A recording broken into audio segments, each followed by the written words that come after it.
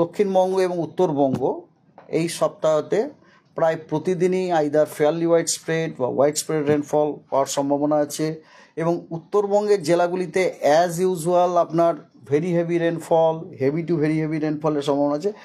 3 জুলাই থেকে 6 জুলাই, মানে আজ থেকে আজকাল পরশু, 3 দিন পশ্চিমবঙ্গের সমস্ত জেলাতেই কিন্তু ওয়াইড স্প্রেড রেনের ফোরকাস্ট দেওয়া হয়েছে।